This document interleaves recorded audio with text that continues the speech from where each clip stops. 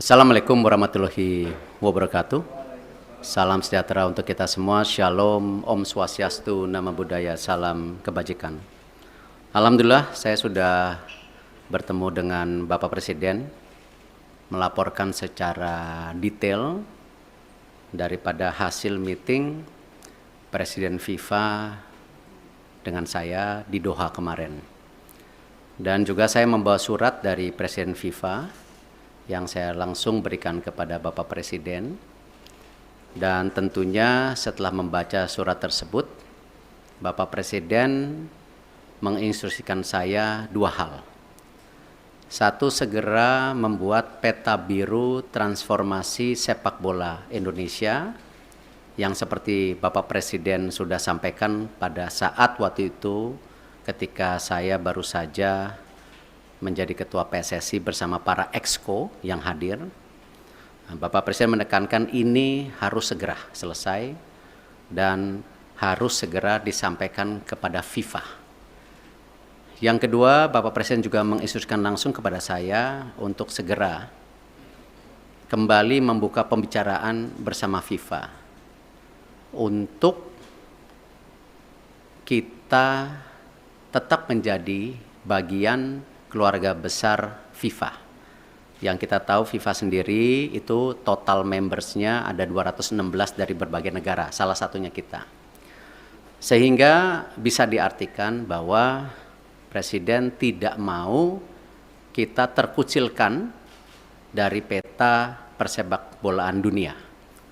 Nah, karena itu saya tentu akan berusaha keras memastikan transformasi sepak bola Indonesia ini terjadi, bukan wacana, tapi benar-benar terjadi. Dan saya juga akan bekerja keras untuk kembali bernegosiasi kepada FIFA untuk menghindari sanksi yang bisa terjadi. Karena dari FIFA sendiri tentu mengharapkan hal-hal ini tidak terjadi, tetapi tentu kalau kita lihat dari suratnya itu jelas bahwa FIFA sedang mempelajari dan mempertimbangkan sanksi untuk Indonesia. Nah, karena itu saya sedang menunggu undangan kembali dari FIFA setelah mereka ada rapat FIFA Council yang akan terjadi beberapa hari ke depan, dan saya tentu bersiap untuk kembali bertemu FIFA. Mungkin itu yang saya bisa sampaikan. Terima kasih. Wassalamualaikum warahmatullahi wabarakatuh. Bayu Pak, Radio El Sinta Pak. Ya. Pak, dalam pertemuan tersebut yang menjadi titik berat FIFA untuk membatalkan di Indonesia, masyarakat mungkin sudah banyak tahu, tapi belum dari mulut Pak Erick sendiri. Ya. Apa Pak yang menjadi dasar utama pembatalan tersebut, dan nanti kira-kira sudah ada gambaran belum Pak? Sanksi apa yang nantinya akan diberikan oleh FIFA bagi sepak bola tercinta di tanah air ini? Iya, sanksi terberat tentu ini yang kita tidak harapkan kalau kita tidak bisa berikut kompetisi secara maksimal di seluruh dunia. Sebagai tim nasional ataupun sebagai klub, juga ini akan menjadi sebuah kemunduran buat sepak bola Indonesia, dan itu sebenarnya sudah pernah kita terjadi di tahun 2015 waktu itu. Yang kebetulan juga saya bukan siapa-siapa saat itu, saya bukan menteri, bukan pengurus PSSI. Bapak Presiden meminta untuk saya juga bisa melobi waktu itu ke FIFA dan dicabut di tahun 2016 kalau tidak salah. Nah, tentu itu yang terberat di mana kita menjadi menyendiri. Jadi kita melakukan pertandingan, pembinaan wasit, usia muda, tetapi tidak ada tentu ke depannya ya cuman ya ibarat ya kita di Indonesia saja gitu. Dan saya rasa itu yang tidak kita harapkan, karena apalagi mata pencarian di sepak bola ini kan tidak bisa sekonyong-konyong hanya dilihat oh ini dan itu, tetapi turunannya banyak sekali yang namanya industri olahraga sepak bola gitu. Yang kedua tentu ya kembali, FIFA ini kan otoritas tertinggi sepak bola di dunia. Tentu dengan segala keberatan-keberatan yang sudah ya disampaikan itu, nah tentu ya FIFA melihat ini sebuah, ya kalau dibilang sebuah intervensi, ya kan lihat kalau banyak sekali FIFA itu menghukum ketika ada intervensi government gitu, tetapi di sini juga kan bentuknya intervensi, dan di dalam tentu host kontrak sebagai negara dan host city kontrak ya yang ditanda tangan itu kita menjamin keamanan salah satunya. Nah, tentu ini yang mungkin menjadi pertimbangan FIFA juga ya. Kalau kita lihat mengenai fasilitas, saya rasa ya FIFA sudah bicara lapangan yang sebelumnya belum siap. Terima kasih pemerintah pusat benar-benar mempersiapkan lapangan itu dan sehingga bisa qualified, lolos semuanya lapangan. Nah, tentu pertimbangan-pertimbangan ini yang memang menjadi hal bagaimana FIFA. Khusus untuk sanksi tentu juga ada sanksi ringan ya seperti administrasi atau pergantian apa saya belum tahu lah. Cuman yang penting jangan yang sangat berat lah karena ini salah satu saya rasa saya nggak baca suratnya Presiden FIFA kepada Bapak Presiden, mungkin ya salah satunya Presiden FIFA mempertanyakan ini transformasi sepak bola Indonesia serius atau tidak. Makanya Presiden langsung menginstruksikan saya segera menyelesaikan peta biru sepak bola Indonesia untuk disampaikan di FIFA. Mungkin ada kaitannya dengan surat tersebut, saya nggak dapat soalnya isi suratnya gitu. Itu yang pasti.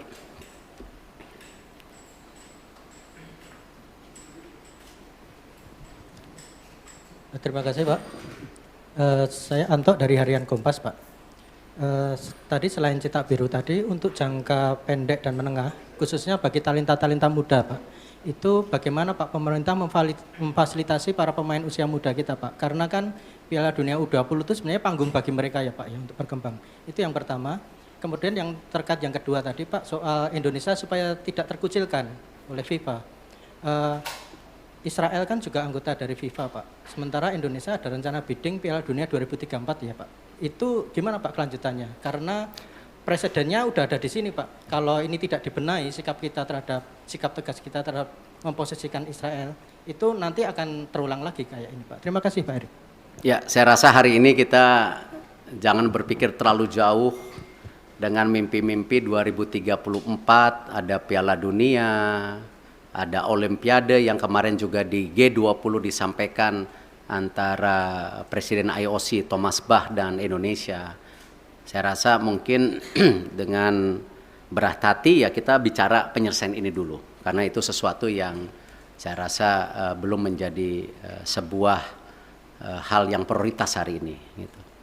Yang pasti ya tentu tadi disampaikan bahwa Presiden tadi bicara sama saya, Presiden akan juga mengundang Timnas U20 1-2 hari ini. Saya tentu ada mekanismenya dari istana yang akan melakukan itu. Nah, Bapak Presiden, beliau sudah menyampaikan solusi-solusinya dan tentu saya bilang, Bapak saya ikut aja karena ini memang kan pemerintah yang harus hadir. Dan ini kenapa juga kemarin ketika pemilihan ketua PSSI kan sempat ada isu-isu seakan-akan pemerintah selalu di dalam wacana mengintervensi. Kan sebenarnya statuta FIFA itu jelas. Siapapun boleh menjadi exco selama mengikuti statuta. Nah, ini jangan juga kita terbelenggung seakan-akan ketika ada tentu tokoh atau representatif dari pemerintah lalu itu melanggar statuta FIFA ya yang selalu diwacanakan government intervensi. Tidak.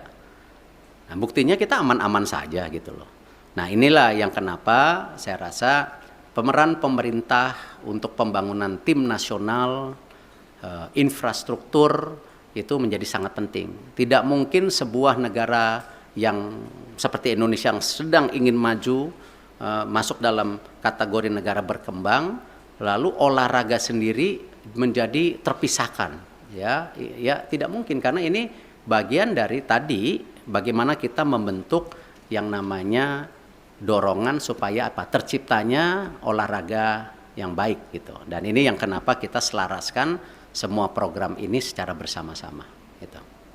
Terakhir ya. Selamat siang Pak Erik, Fajar dari Tempo. Pertanyaan pertama mungkin penegasan sedikit lagi Pak, di surat FIFA itu kan nggak ada soal Israel Pak ya, hanya ada kanjuruhan yang terjadi tahun lalu. Nah penegasan sebenarnya pembatalan pencoretan Indonesia ini karena kanjuruhan seperti yang di surat atau memang karena penolakan timnas Israel di tanah air, itu yang pertama Pak. Yang kedua, ini kan kita masih bidding untuk Piala Dunia, bahkan Piala Dunia Senior kita akan berencana bidding juga nanti gitu Pak ya. Nah ke depannya dan event internasional lainnya. Sebagai Ketua PSSI, apakah Bapak bagaimana menyikapi rencana apakah akan melobi mungkin kelompok-kelompok Islam yang lain yang selama ini menolak Israel agar ketika kita bidding nanti hal-hal seperti ini tidak terjadi kembali Pak. Dan pertanyaan terakhir Pak, setelah Bapak kemarin ke Qatar itu kan di GBK Arena rame Pak ya, karangan bunga, terima kasih Pak Erik gitu kan, yang dianggap memberikan keuntungan ke Bapak gitu. Apakah Bapak mengetahui atau seperti apa Pak karangan-karangan bunga yang di GBK Arena itu? Terima kasih. Ya kalau masalah karang bunga, waktu saya bersih-bersih Garuda juga dikirimin karangan bunga gitu. Tentu konteksnya itu ya bagian dari apresiasi. Tetapi kan kesuksesan sebuah event besar atau sebuah tentu organisasi besar bukan karena kerja individu. Ya itu karena sebuah kerja tim yang bersama. Ya saya rasa kita nggak bisa klaim-klaiman oh sukses ini karena titik-titik. Enggak, ini semua kerja tim. Nah karena itu kalau kita bicara mengenai event ke depan, tadi saya sudah sampaikan. Kita fokus ke sanksi dulu hari ini. Ya, Bapak Presiden jelas, jangan sampai disanksi. Segera selesaikan buku biru, rencana transformasi sepak bola. Bahkan kalau bisa, Bapak Presiden waktu itu sudah sampaikan sampai 2045. Target kita apa sih? Sebagai negara yang ekonominya akan terus tumbuh, ya. Cita-citanya nomor 4, nomor 5 terbesar di dunia dengan jumlah penduduk yang 280 juta, 55% anak muda. Ini tujuannya apa transformasi ini? Apakah tetap jago kandang atau memang ada prestasi lainnya di luar negeri? Nah itulah yang kenapa Bapak Presiden mendorong ini sebagai bahan untuk bernegosiasi dengan FIFA. Supaya tadi sanksinya ada. Tetapi jangan yang terberat. Nah itu pun apa? Nggak tahu. Apakah administrasi, apakah apa, saya nggak tahu. Kita lihat. Tetapi jangan yang sama 2015 gitu. Kalau di surat FIFA pengertian saya, ya pengertian saya justru terbalik. Di situ FIFA bicara transformasi lagi. FIFA menyiapkan tim, ya menyiapkan tim untuk apa? Transformasi sepak bola. Salah satunya memang waktu Kanjuruhan itu kan isu standarisasi daripada keamanan. Itu. Nah, karena itu saya habis ini langsung akan telepon Pak Basuki. Ya, Pak Basuki waktu itu sudah paparan dengan Bapak Presiden. Sudah ada 22 stadium yang diaudit oleh Bapak Presiden. Ya, oleh pemerintah, oleh Bapak Presiden itu. Nah, di situ sudah ada kondisinya yang ringan, yang berat. Nah, ini harus distandarisasikan. Nah, kenapa juga ya FIFA mengecek lapangan yang 6 dipakai ini sesuai standar atau tidak juga karena itu. Jadi memang security and safety itu menjadi penting. Ya, dan kita sebagai host country juga security dan safety menjadi penting, tidak aja dalam kegiatan event seperti liga kita. Liga-liga kita kan isunya sama nanti ke depan. Bagaimana supporter bisa pulang ke rumah. Gitu. Nah ini yang harus kita bangun security dan safety. Dan saya rasa ini menjadi hal yang sangat kita harus standarisasikan.